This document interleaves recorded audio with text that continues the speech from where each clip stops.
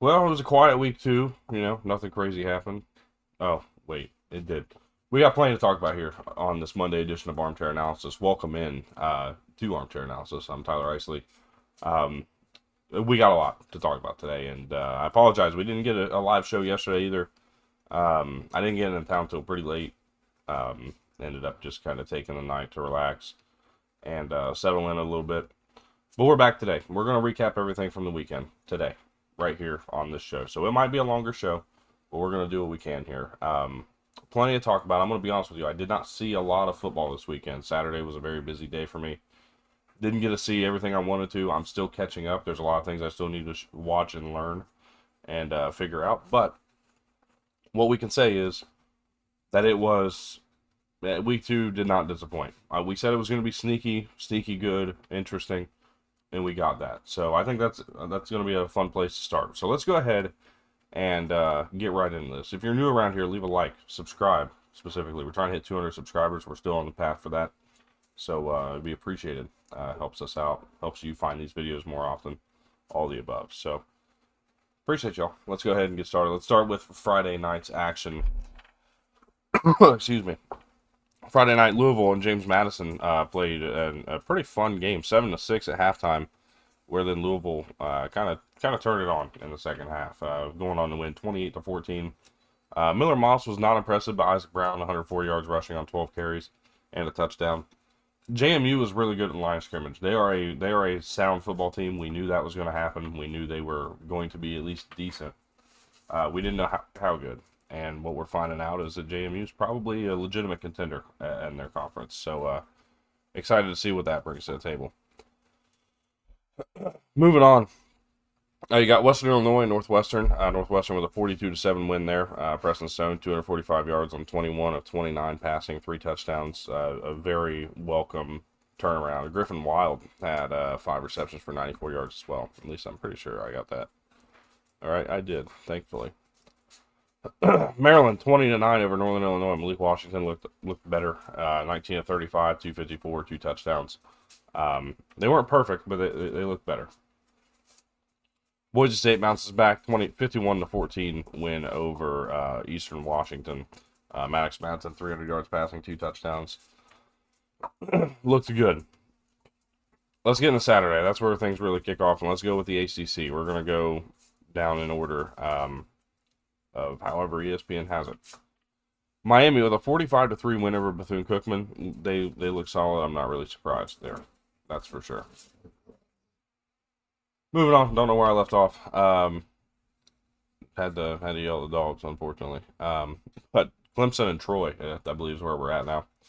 Clemson with a 27-16 win over Troy. They had a long weather delay, kind of slowed the game down a little bit, but it was not a great performance by the Clemson offense. The defense did okay, especially in the second half. I mean, they shut them out in the second half, but just wasn't a great performance. It certainly left a lot to be desired in that one.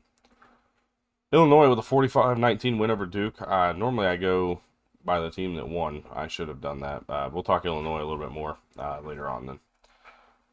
Florida State beats East Texas A&M 77-3. NC State with a win over Virginia in non-conference play, but this is a 2 ACC teams.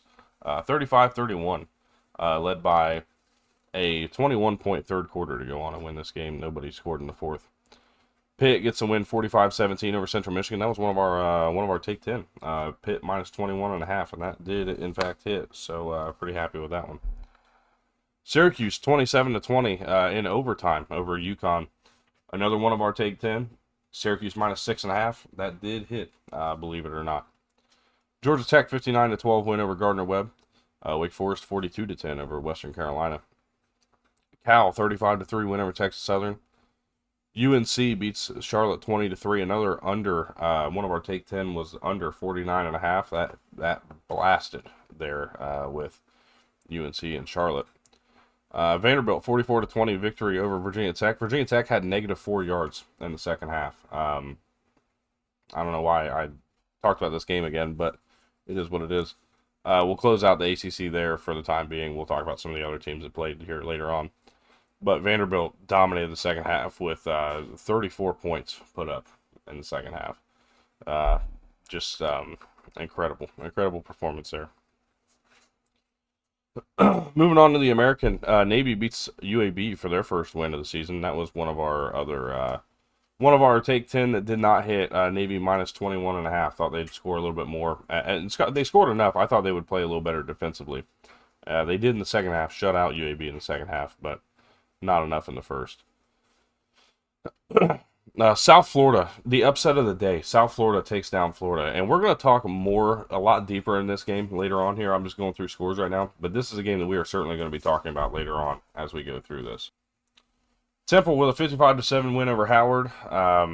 North Texas with an overtime win over Western Michigan. I was pretty excited. I picked that as an upset pick in another in a group chat I was in. I was like, man, I really like this one today. And it was looking good. It was 17-7 at halftime. Western Michigan was up. And I believe it was 24-7 at one point even, before North Texas ends up storming back, winning this game again in overtime, 33-30. East Carolina beats Campbell 56-3. FAU 56-14 win over Florida A&M. Army upsets Kansas State 24-21, a 10-point fourth quarter to take control and ultimately win this game.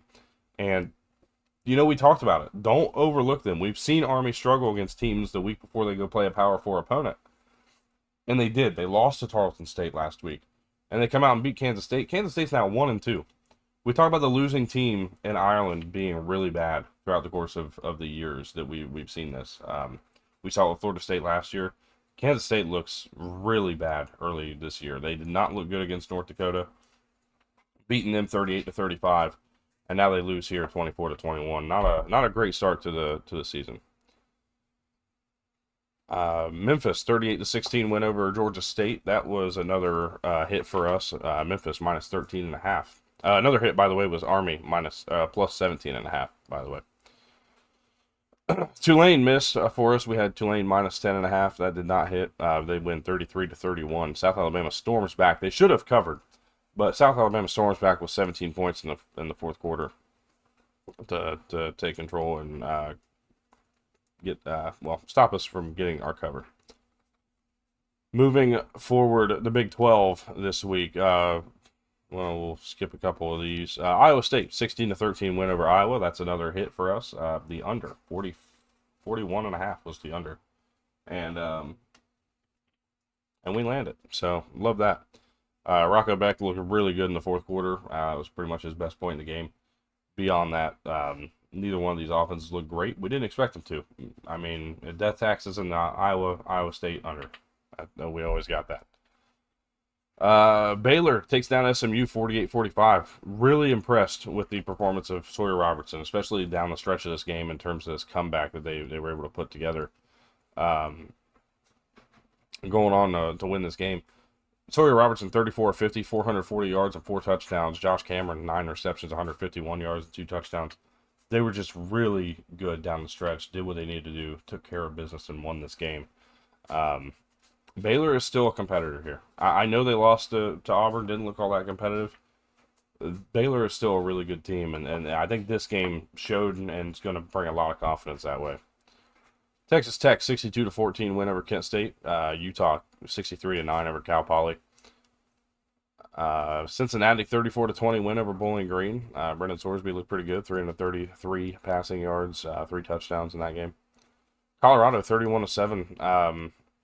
Might have found their new quarterback though, and it might not be who you think it was. Ryan Staub looked really solid in this game, 7-10 for 157 yards and 2 touchdowns. He was 3 of 5 at one point for, I can't even tell you how many yards, I can't remember, but with 2 touchdowns as well. Looked really good. Caden Salter was solid too, 13-16 for 102 yards, but didn't have no touchdowns, no picks.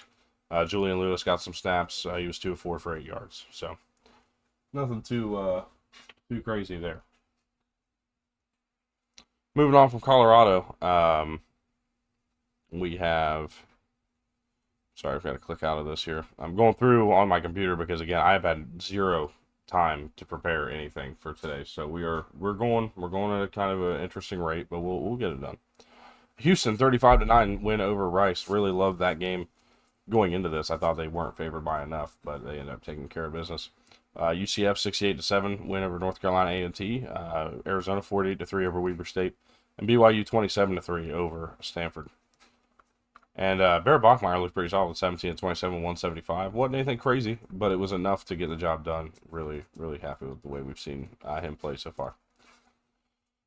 Big Ten, we've already talked Northwestern. We've already talked Maryland. Moving on, Ohio State 70-0 win over Grambling. Julian saying looked solid. The entire team looked good, but it's Grambling. We'll take that for what it's worth. Penn State 34-0 over FIU. Did enough. Took care of business. Move on. Oregon 69-3 over Oklahoma State. I knew Oklahoma State was going to get beat and bad, but I did not expect 69-3. Absolutely incredible. Dante Moore looks the part of a star in the making right now, and I'm pretty excited to see how that goes. Illinois, again, 45-19 win over Duke. They looked really good down the stretch and took care of the ball. That was the biggest storyline here in that second half, was that they took care of the ball and Duke did not.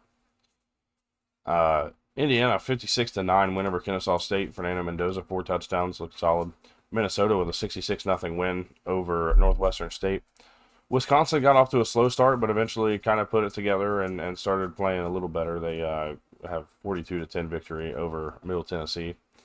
Rutgers beats Miami, Ohio, 45-17. Nebraska, 68-0 over Akron. USC, 59-20 win over Georgia Southern. Purdue, 34-17 over Southern Illinois. And Washington, 70-10 over UC Davis. Michigan State wins on 2-point conversion, 42-40, and double overtime.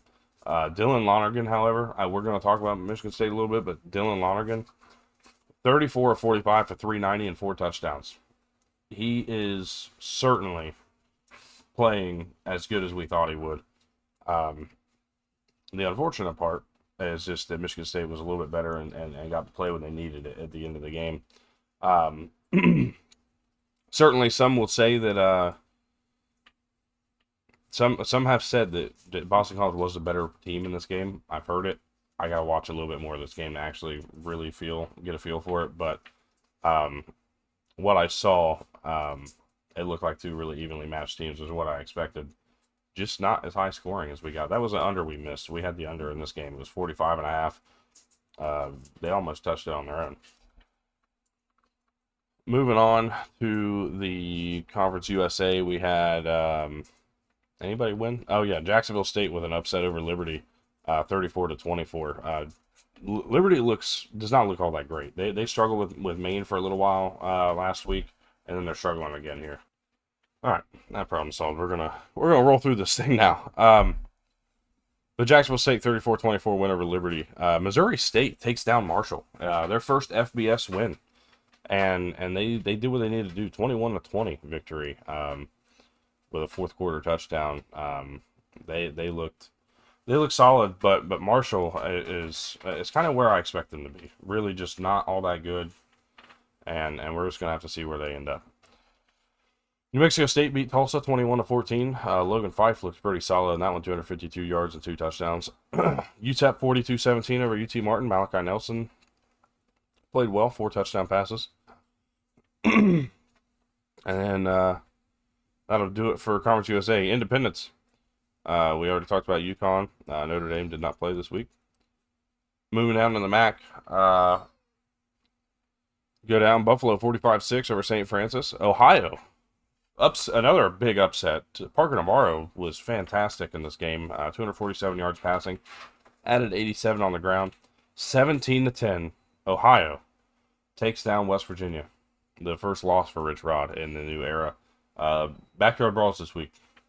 We were gonna preview it. We're not going to anymore. We were going to. Unfortunate loss there. Bryant upsets Massachusetts 27-26, so Joe Harrisimiak will have to wait another week for his first win. Toledo 45-21. We hit the over here, over 59.5. Nailed it. 45-21 victory for the Rockets. Chip Trainum 163 yards and 2 touchdowns on the ground. Long Island, the Long Island that lost 55-0 to Florida last week, takes down Eastern Michigan 28-23.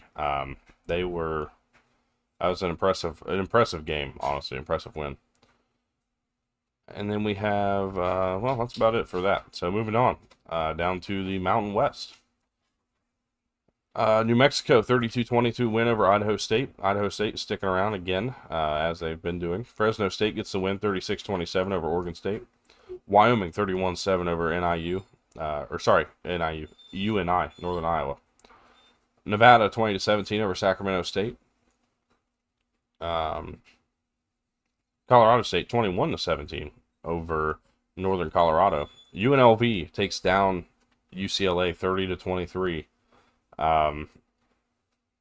Things are not looking great right now for UCLA, which we didn't expect them to, right? Nobody expected them to be good, or at least shouldn't have. But certainly did not see them falling to UNLV, who's now 3-0, by the way, and kind of taking charge out there in the Mountain West. We'll talk about this one because it was the next conference anyways. Washington State takes down San Diego State 36-13. And then Hawaii 37-20 win over Sam Houston. Down to the SEC, you got South Carolina 38-10 over South Carolina State. Nothing crazy in this game. Just take care of business, move on. That's exactly what they did. Oklahoma beats Michigan 24-13. John Mateer was as advertised in this game and played a really good game. Michigan was too conservative, plain and simple. We'll talk a little more about it, but that's what I've got here early in this show for you. LSU 23-7 over Louisiana Tech. Georgia 28-6 over Austin Peay. A handful of these games were delayed at points and really affected by weather. Georgia was one of those. Texas 38-7 over San Jose State. Mississippi State takes down Arizona State. Late touchdown pass from Blake Shapen. Takes down the Sun Devils at 24-20. And they are 2-0 this season. Texas A&M 44-22 over Utah State. Ole Miss 30-23 win over Kentucky. They struggle a lot on the road, or just against Kentucky in general, especially early in the year. Felt that way again this week, but they do get the job done. Alabama 73-0 over UL Monroe. Tennessee 72-17 over East Tennessee State. Missouri 42-31. A great game that they played. Bo Prabula he's legit. I was wrong. Bo Prabula has won me over after this game. Kansas isn't the best defense they're going to play. There are going to be games where I'm sure that he struggles, but he's getting the job done. I heard a Trace McSorley comparison over the course of my drive down here. I believe it was somebody on Cover 3, which I do listen to Cover 3. I like what they do, but yeah, Bo Prabula looked really good. Got a chance to catch up a little bit on that game, and really liked what I saw there. Arkansas 56-14 win over Arkansas State.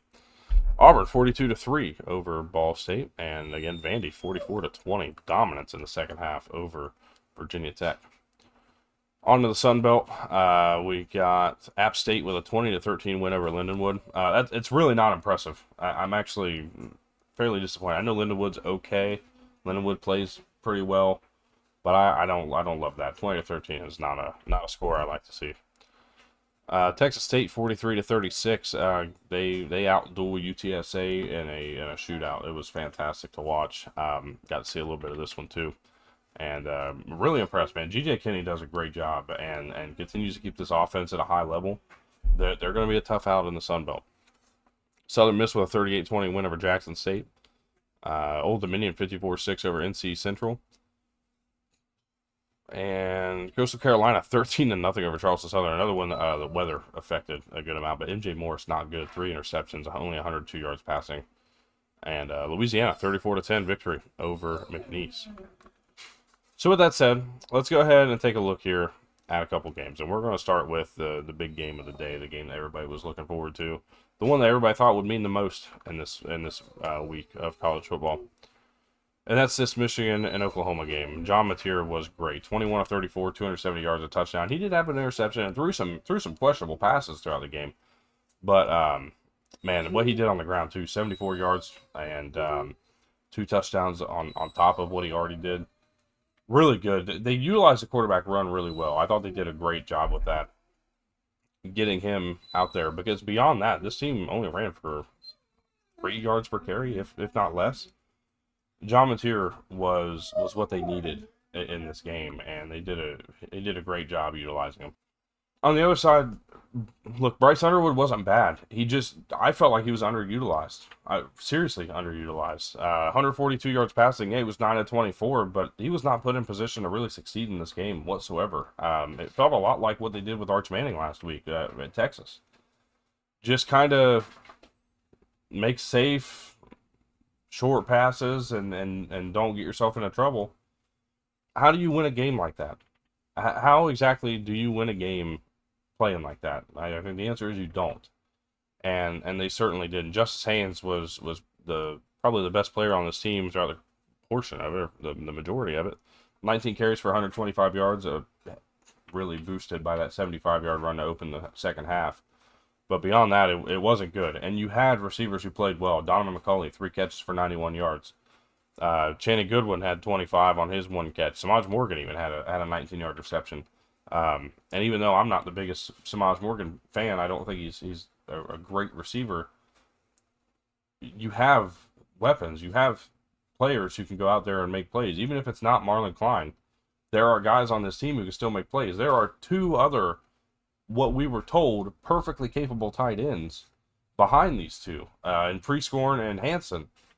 Where were they at in this game? Why were they not getting some of those reps that Marlon Klein does? Especially if they are that good of players at tight end. Why are they not getting the ball? There's a lot of frustration. Sure, the offensive line looked bad.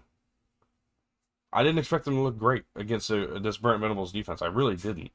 But I can't just blame the offensive line when the play calling just wasn't good, plain and simple. Continuing to try to run the ball up the middle. Continuing to try to do things that just did not work. You average 4.6 yards per carry, sure. But, again, the majority of that's him really helped out by a 75-yard run. Your longest run beyond that from any other player was 9 yards by your quarterback, who had 3 carries for -1 yards, who's supposed to be a mobile quarterback. Who's supposed to be a running threat.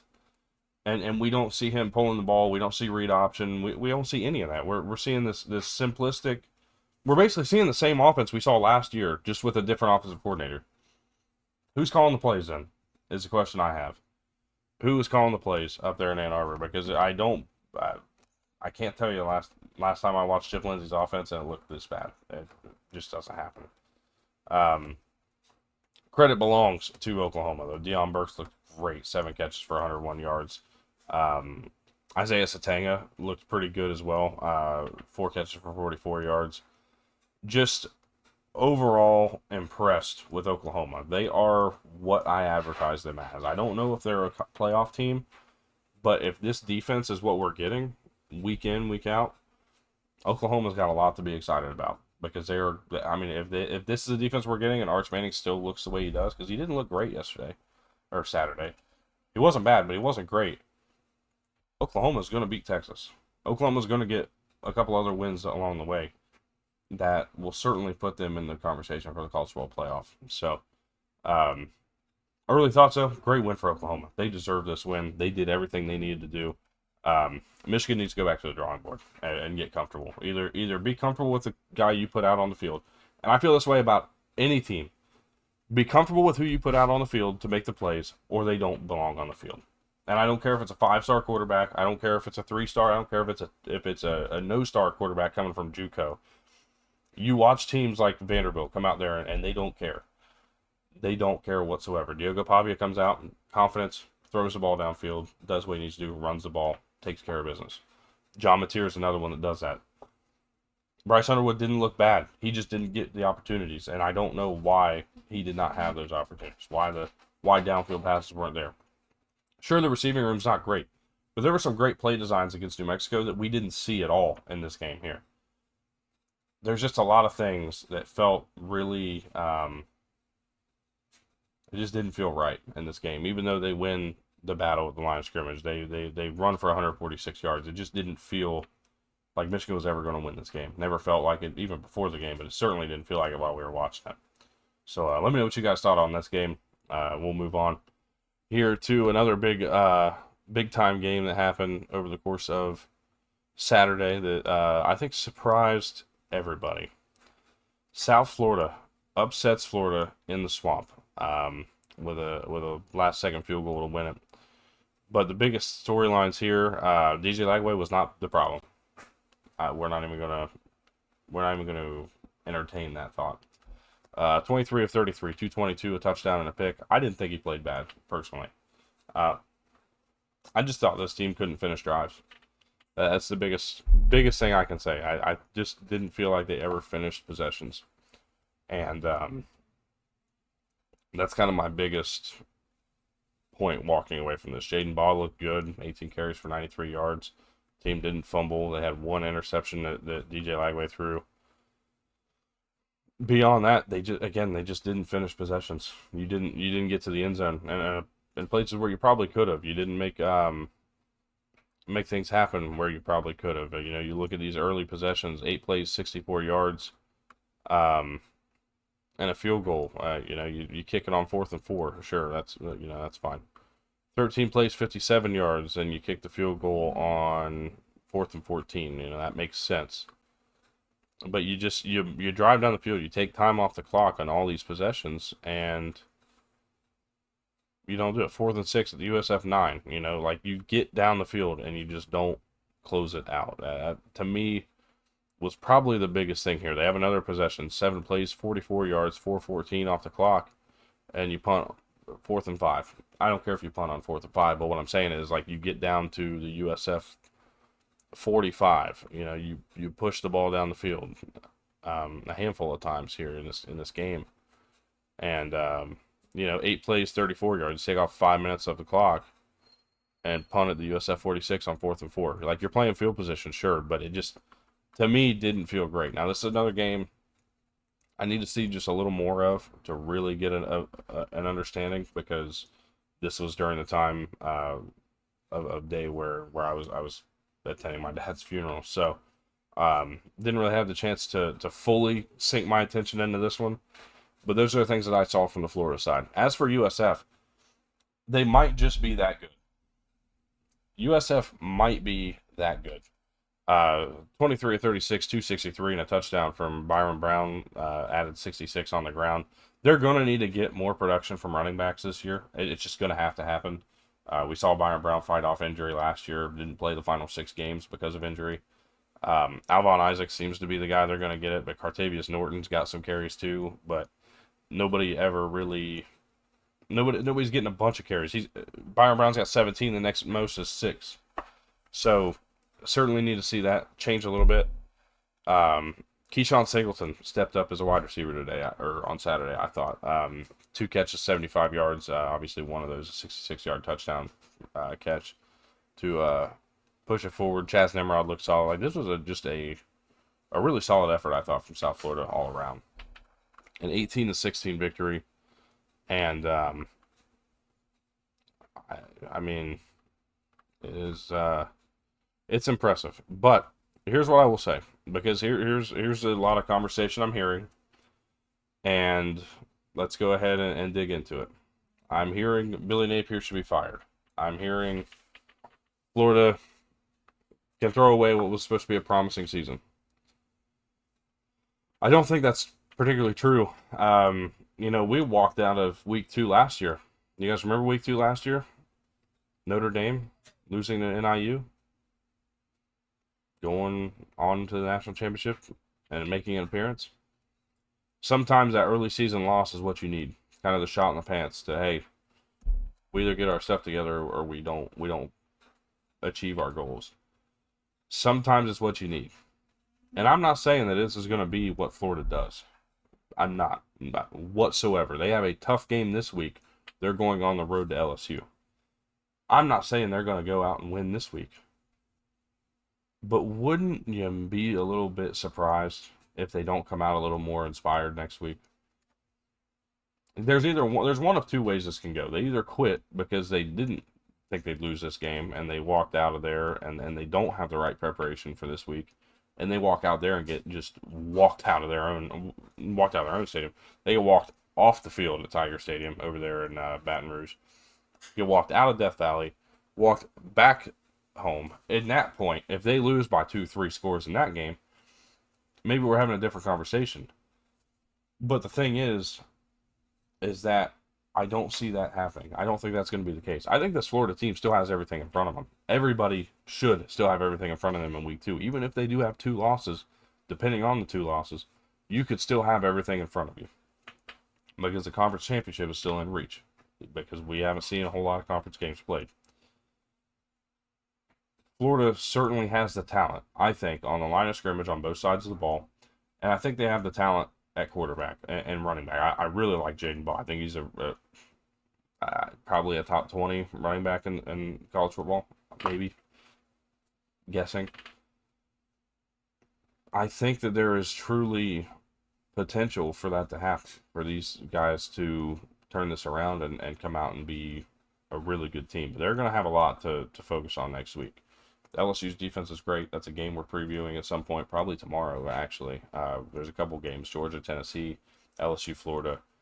We may get a third one. I might do Brawl. I know I said I wouldn't earlier, but I might. But this Florida team, I don't think it's over yet. I just don't. And I don't think they're on the path of firing Billy Napier. At least not yet. Now, if they regress this year, go back to 5-7, or 6-6 even, that might be a different conversation. But I don't think that's going to happen. A lot of people are overreacting to this game. I think they're overreacting. I think USF is that good. I think Florida. I don't think USF is that good in the sense that they can just go out and beat anybody. But they certainly are a good team.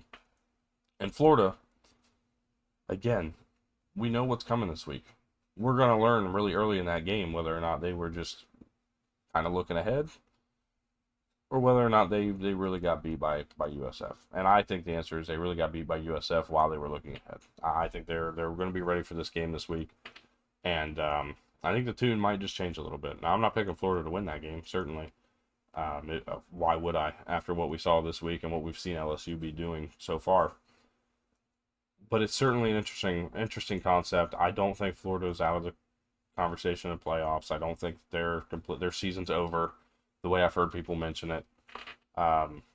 It's concerning, yes, but there's no way that this team is going to just lay down and quit. I just don't see it happening. I think there's too many guys on this team that are leaders who are going to help this team move forward. So that's where I land on that. That's where I stand with it. Let me know what you guys think about that. Let's see if there was any other conversation points or pieces from week 2 before we take a look ahead here.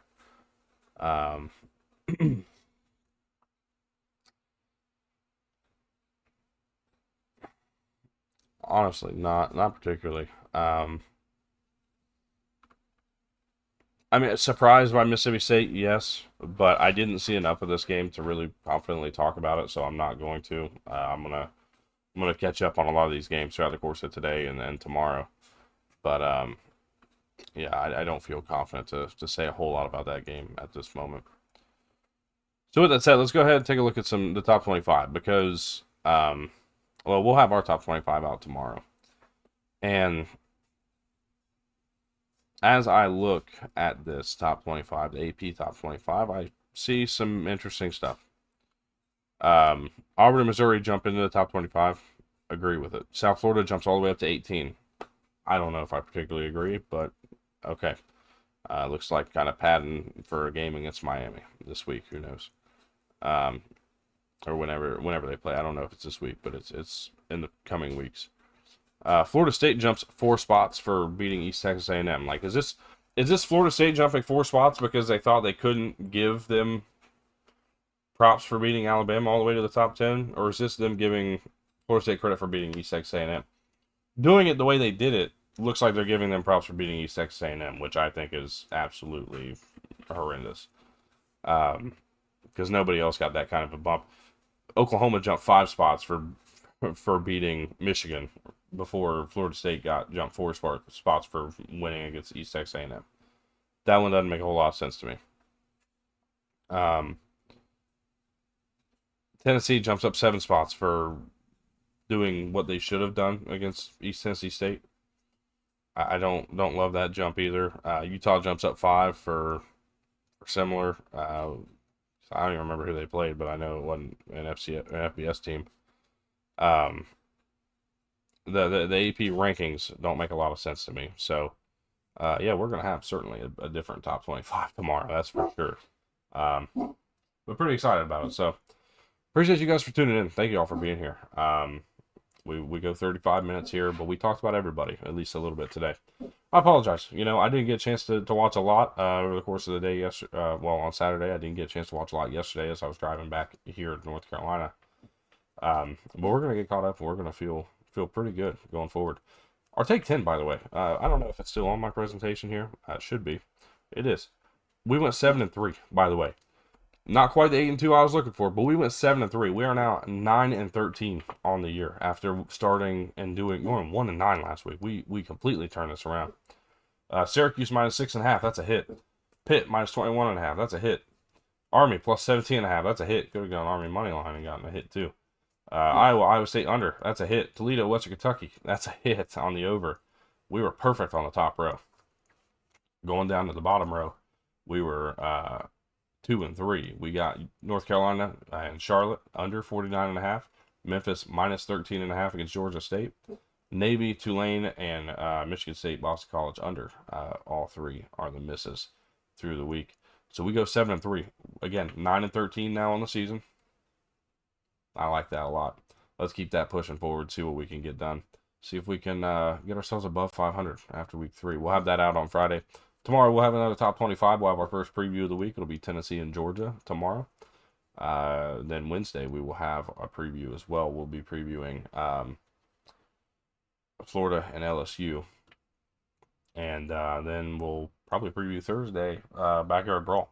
So plenty to talk about, plenty more to come throughout the course of the week. So make sure you stick around. Make sure you leave a like, subscribe again if you're new. That way you don't miss any episodes here of Armchair Analysis. And I'd appreciate it. So thank you all for being here, and hope you all have a great rest of your day. We'll see you guys tomorrow morning or tomorrow afternoon with another episode here on Armchair Analysis.